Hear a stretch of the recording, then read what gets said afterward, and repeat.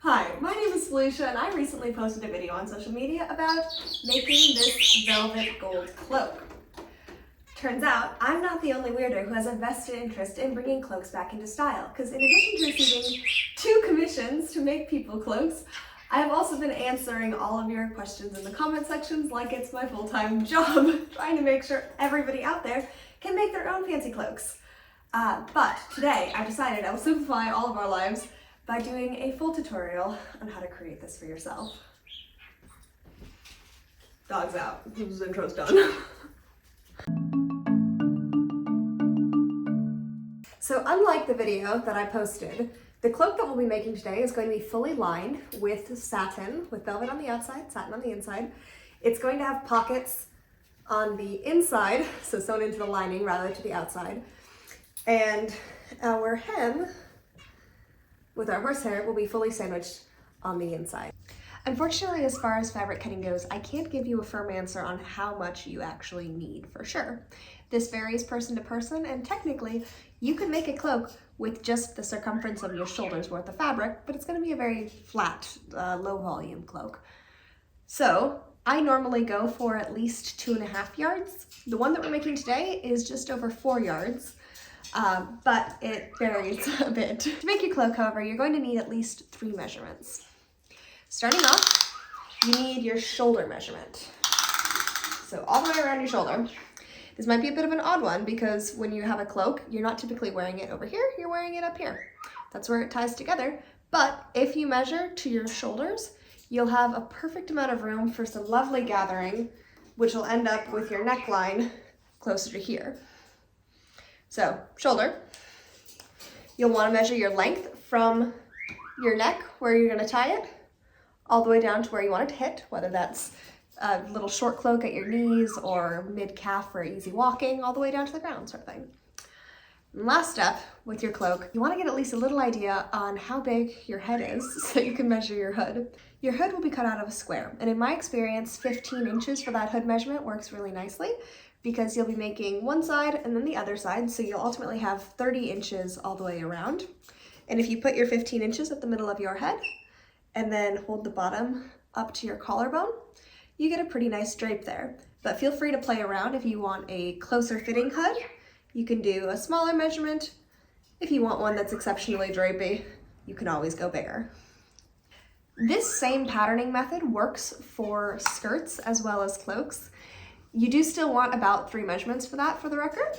Your waist, your hip, and then your length. The hip is a good one to go for as far as the top measurement that you're cutting out to, because that is the same in essence as the shoulder, giving you room to gather that in at the waist. You guys helping? So now that you have your measurements, how do you actually figure out how much fabric you want?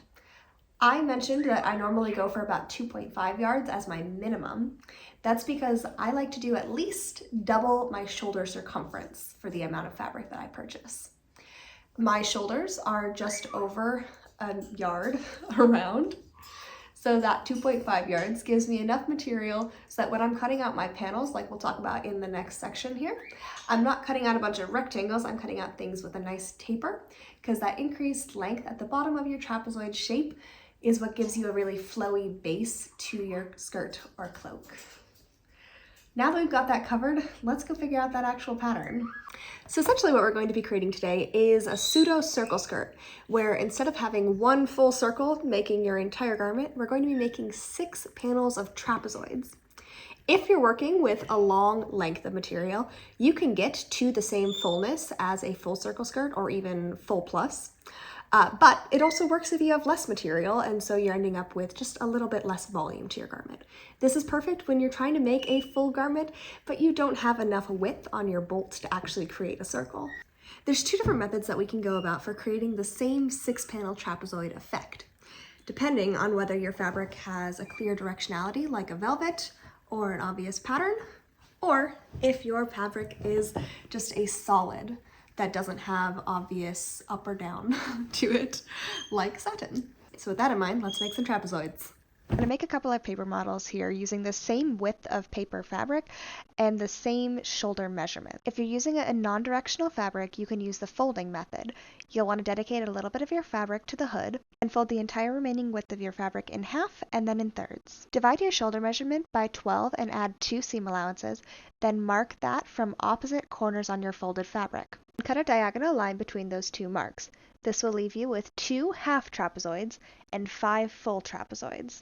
This method has less waste and has a tendency for a fuller skirt unless you're working with a lot of materials. Then you'll cut out 2 squares and round the corners, which gets you the hoods. Then use your remaining fabric to cut 4 of these half pocket shapes. But because the folding method uses the full width of fabric, some of our panels are upside down, so it doesn't work if you have a directional fabric such as velvet with nap or a pattern. Those we need to cut out individual panels. Make note of your entire length of fabric and divide it by 12, then also note your shoulder length divided by 12 plus 2 seam allowances. Last measurement you'll need is your length measurement. With that, you have everything you need to make a half trapezoid pattern. Trim your patterning material to the length that you want, then mark the 1/12 shoulder on the top edge and the 1/12 length on the bottom edge. Now use this as a guide to cut out 6 trapezoids on the fold. After you have all 6 cut out, you'll want to cut one in half so that you have a straight edge, because you don't want a diagonal edge for your front edge of your cloak because it'll hug around you a bit weird at the feet. This method produces a bit more fabric waste, but it does keep all of your panels going the same direction on your fabric. I might have also noted that I didn't set aside a section of my fabric for the hood. Depending on how big your panels are, you'll probably have enough material in your scraps to cut out the hoods and the pockets. I recommend drawing a few scales of this on paper first, just to make sure, because it'd be a bummer if you cut out all of your paper and then you didn't actually have enough scraps. Which is exactly what I ended up doing, because I knew I'd have to use this second method for the cloak that we're making today. I made 2 different models, one with the hood as a separate section and one in the scraps. I was ultimately able to get wider panels by putting the hood in the scrap section. One quick disclaimer. The gold velvet cloak that we showed at the beginning of this video was made out of velvet, yeah, so it has nap. I used the folding method to create it, and honestly, in the final result, can't tell the difference. I have pet that cloak all over, up and down, shown it in different lights, and I can't see the problem. I didn't intentionally ignore nap in it, it was an accident, but worst case scenario, if you want to make a cloak and the only thing standing in your way is that you don't have enough material to do individual panels, do it with the folding method, it'll be fine. While I'm cutting things out over there, quick note on seam allowances. You may have noticed that I didn't explicitly put any when I was measuring here. I don't typically sew with a big seam allowance. Usually I'm like no more than 1/4, unless I have like specific plans to do different fittings. And in this case, because you're measuring your shoulder, not your neck, you've got a lot of room to gather that in. So you don't technically need to set aside additional fabric. If you like seam allowances, totally go for it. My recommendation is after you divide your shoulder by 12 or your hip by 12 if you're doing a skirt, add 2 seam allowances worth to every panel. So if your shoulder divided by 12 is say 4 inches and you like working with a 1/2 inch seam allowance, go ahead and add 1 full inch so you have 5 inches to your top panel. While the folding method is a little bit more terrifying at first because one cut and you've completely messed up your fabric if you do it wrong, I highly recommend you do that if you can get away with it over the individual panels because they take so long. And with that, we officially have 1 pair of half trapezoids, 5 full trapezoids, 2 hood cutouts, and the band to go around the front of the hood. And now we just have to do all of that again with the satin lining. I cut the satin out the same way as the velvet, using the velvet panel as a guide. While you could have technically switched over to the folding method, this was a better way to make sure the panels all matched perfectly. Because we're adding pockets to this inner layer with the satin, I cut out 2 matching pairs of this kind of like kidney shape with 1 straight edge for that pocket. I don't have a specific pattern for my pockets, I just have an opening that's vaguely 6 inches and a pocket shape that could fit at least a few things so that they're actually functional. Cutting out all the panels individually took a very long time, so I'm taking a little outside break, but our next step is going to be sewing all of those diagonal edges on the panels together. Make sure you don't sew the straight edges on the ones that we cut in half, because those will be the front section. And now it's time for the first of many pinning sessions. Okay, a couple quick things while we get these panels prepped for sewing. First off, if you are not doing the lining but you still want pockets, I recommend you skip to the part of the video where we talk about the pockets, preview that, and make sure you're going to be sewing your panels correctly in order to facilitate a pocket. And then the next thing we want to cover is warping and just general wonkiness with our side seams. There were some people in the comments who are wondering about how we adjust our practice for that, because all of the seams that we're sewing are on the bias. Because we cut them diagonal, our fibers aren't going like this in the fabric, they're going at an angle, which means that the seams are a little bit more prone to stretching out. I'm also using a stretch velvet, which makes this problem doubly so. You might be using a different type of fabric than me, and every machine is different. So I don't have any like universal, this is how you avoid that. But my general recommendations are lots of pins. Pinning is your friend. Make sure as you're putting your fabric through the machine, you're guiding it, but you're not pulling it, because any kind of tension that you introduce there is going to produce wrinkles in the seam. And then I did actually have a few different pieces of advice from people in the comments that I haven't tried yet, like decreasing the pressure on your machine, that pressure foot, and potentially taping both the presser foot and the plate that your fabric is sliding on top of to prevent any drag that might be introduced by the machine itself. Also, if you have a serger, now is a great time to bust it out. I like to do all of my pinning for this section in one big go, pinning all of the panels together and then taking one stabby bundle to the sewing machine and sewing them all at once. But you can also do this in separate trips if you want to pin each side and then sew it individually. And now we sew. Though this is a lot of work, it is all very easy work because you're just going to be straight stitching each pair of panels together and back stitching at either end. Avoid adding any tension that might stretch your panels. I noticed that one of my panels had a little bit of extra length on one end, but I trimmed it and it was okay, so don't worry if this happens. This is totally optional, but I do like to finish off all of my seams with a good serging. You can do this with a zigzag stitch on your regular machine too. Once all the panels are attached, you have a very large blanket. Okay, before we can repeat everything that we just did with the velvet for our lining, the satin, we had to sort out our pockets. So right now I have 2 full trapezoids. You're going to alternately need 4 of these to do it on both sides. And make sure you're using the full trapezoids, not the half panels for the front, because that'll make your pockets really far forward and it's a bit awkward. So you're going to be doing your first 2 full panels on either side for your pockets. So what we're going to do is measure down from your collar to where you want the top of your pocket to be. And for this one, I'm going to do about 18 inches. You're going to mark 18 inches on opposite sides, on the right side of your panels. So on one of these, I'm marking 18 inches on the left side, down from the top, and the other will be 18 inches on the right side, down from the top. Once you have that marked, I recommend double checking just in case there's any kind of wonkiness. I never trust my math the first time, if we're being honest.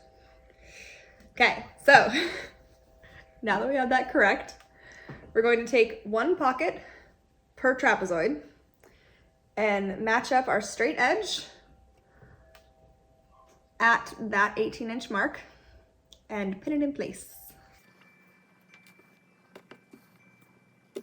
Do the same with the other side. Make sure your right sides are together. I don't know if I said that the first time, but that's important. Right sides together, matching your pocket at the 18-inch mark. Okay, now that both of our pockets are pinned right sides together to our trapezoids, we should have something that looks like this when it's laid flat. It's really hard to see in this light. And then when you open it out, it looks like that. We're going to sew 1 seam allowance in down that front of the pocket on both pocket halves, technically. You understand. This is just a quick straight stitch along that edge that we left straight on our pocket. Just make sure you're consistent with whatever seam size you've been using. We're still a little crooked, but it's fine.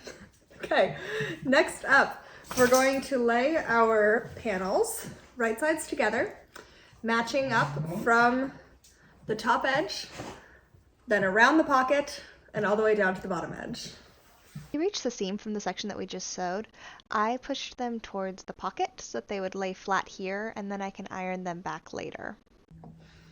Now we're all pinned. So we go sew. When you reach your pocket as you're sewing, leave your needle in place in the fabric, then pivot the fabric, slowly sew along that curve, pivot again with the needle in place, and finish off your straight stitch.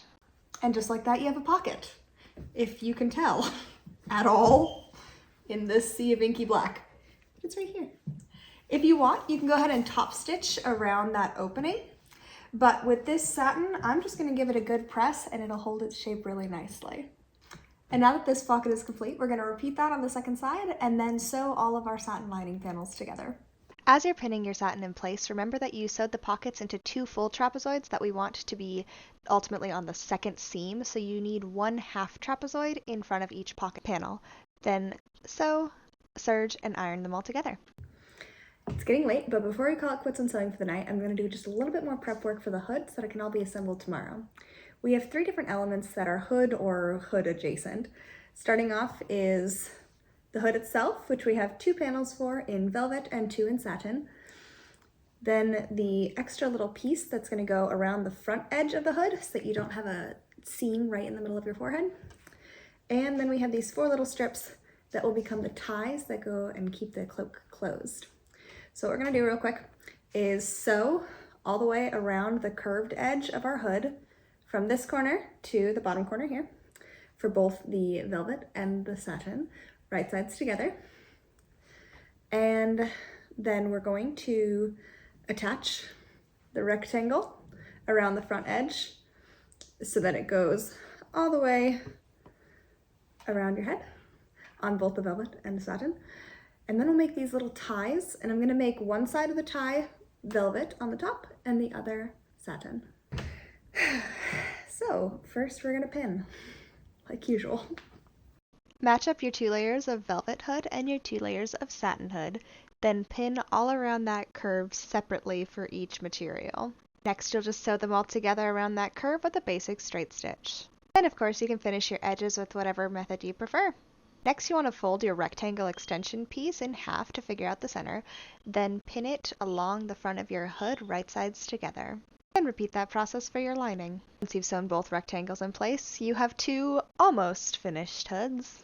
Moving on to attaching the ties that you definitely remembered to cut out in the cutting out section of the video. Match your strips right side together, straight stitch along the edges, and then turn right side out. And now you have 2 cute bow ties. Assembly is officially the trickiest part of this process, but I've made a list and a fresh cup of coffee. So let's do this. Starting off, we're going to baste and gather this bottom edge on our hood up to the rectangle attachment. Don't baste this section because that will have horsehair in it eventually. For basting, set your straight stitch to its longest setting, then just sew along that bottom edge, making sure not to backstitch. Okay, so we have our basting stitches in place. To gather them, figure out where you want it to sit on your neck and shoulders area. If you want it really tight, you can, but I personally recommend splitting the distance a little bit.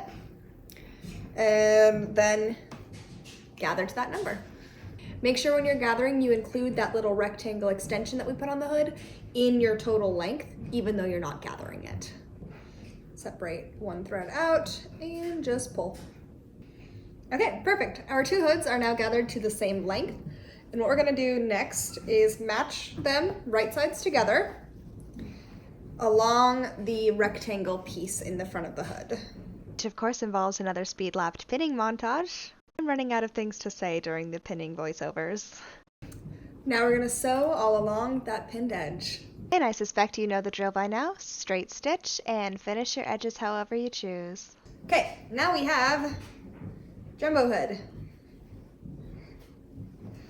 When we turn that right side out, you get nice velvet on the outside, satin on the inside. Next up, what we're going to do is add our horsehair braid to this rectangle extension piece on the hood. I'm currently using a 2-inch stiff horsehair braid from Amazon. The end of horsehair can get a little bit pokey even through fabric, so before we sew anything in place, I'm going to measure how much we want and then just take a little random scrap of fabric and put it over the edge of the horsehair so that there's at least something else, just one extra layer. Conveniently, I already measured. We need 32 inches technically to go all the way around that extension on the hood, but we don't want it to go into the seam allowance right here because that's a good place for it to get stabby. So we're gonna do 31.5 inches of horsehair. Make sure you're not stretching your horsehair as you measure it and for the rest of the time that you're sewing it, because if you stretch it, it'll be distorted in the final product, and that can do funky things.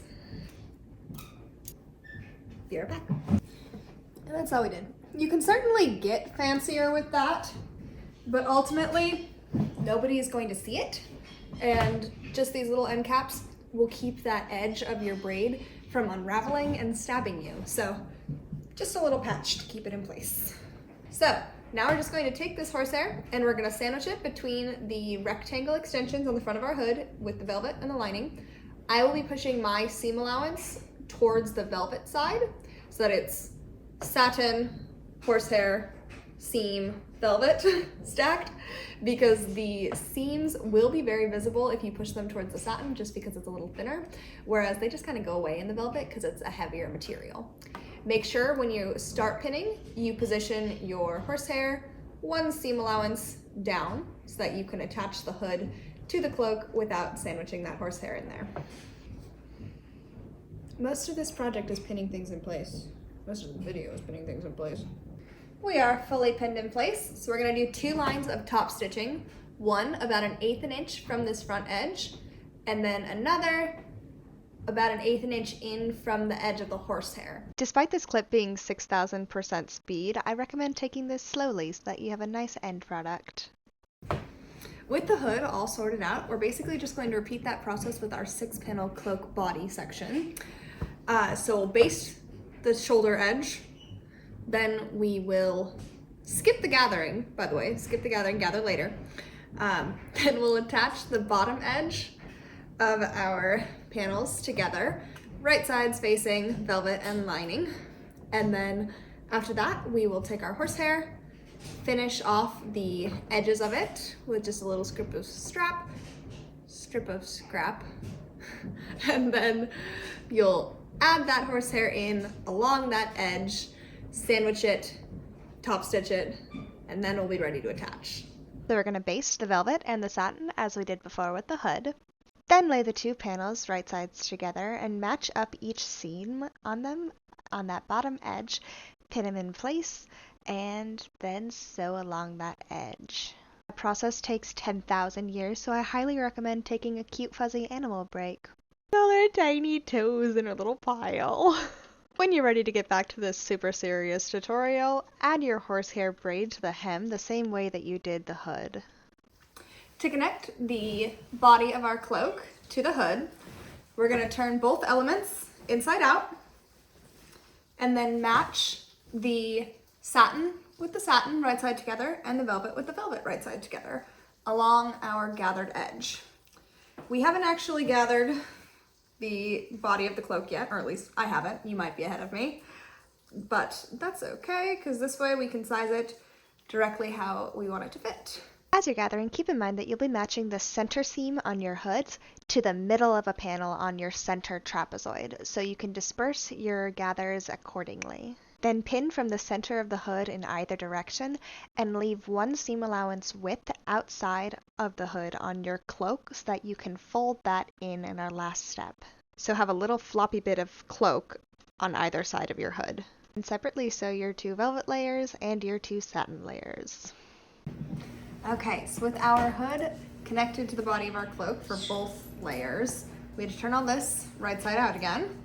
So this last step, we're just going to fold under, or fold in our 2 layers, pin them in place, and then top stitch all the way down the front. But don't forget, when you're up at this top section with the hood, that we made ties to hold this cloak together. So you'll want to just sandwich those between your folded sections and include that in the top stitch. Once all of those raw edges are folded in, you just need to top stitch about 1/8 of an inch from that edge, and you're finished. Normally I would try to do more dramatic final reveal, but this one is going to a client, so I don't want to take it out into the wilderness or anything. So instead, you get this very fancy finished cloak with its hidden pockets and its nice stiff hood in front of my bookcase and wash and cure resin machine. All of our seams and raw edges are fully encased. This cloak is 100% reversible with a velvet option and a satin option, depending on your vibe. All right, couple of final tips and what-ifs before I officially leave you to make your own epic fantasy cloak. First off, if you are using a stretchy fabric, totally okay if you're just using that layer. I made my gold cloak out of a stretch velvet, had not a single problem. However, if you are using a stretchy fabric and a non-stretchy lining, like for example, stretch velvet and black satin, make sure you interface the absolute heck out of your stretchy fabric. Because if you use fusible interfacing prior to assembling, your panels will actually stay the same size. If you don't use fusible interfacing, you'll end up with a bit of a problem when it comes to final assembly, because your main stretchy fabric will want to expand, your satin lining will not, and then you'll end up with weird ripples and extra fabric.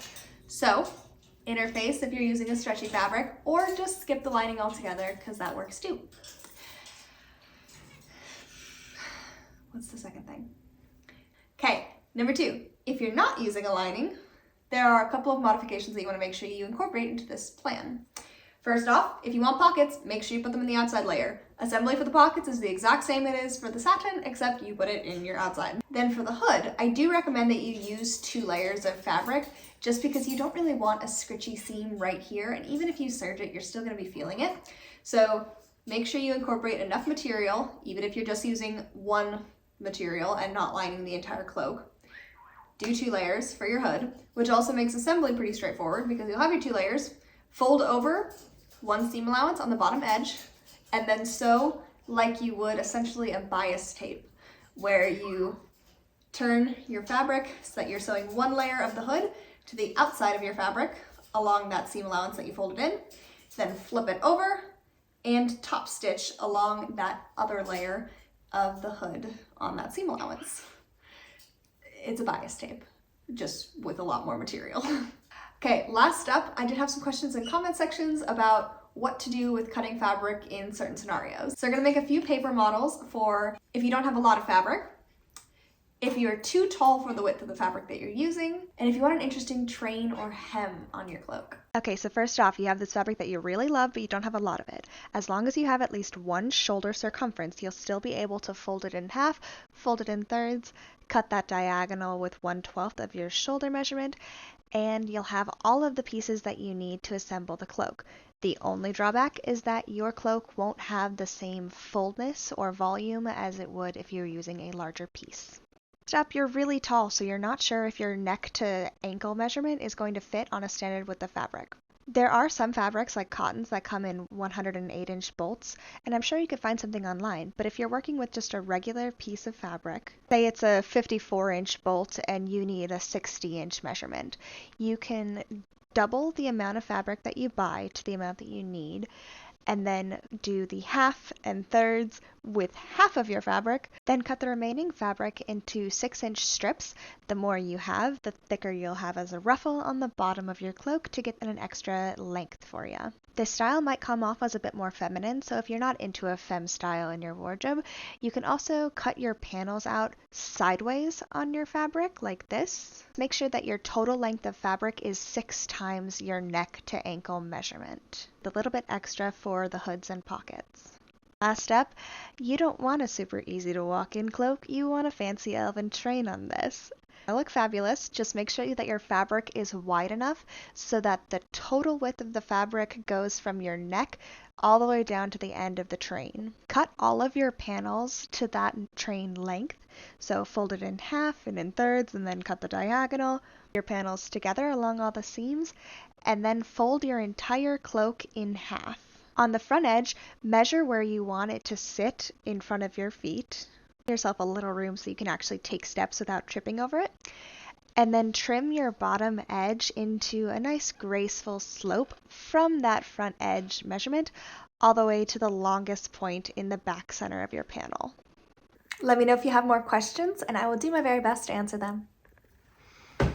Ow, just kicked the table. Ow.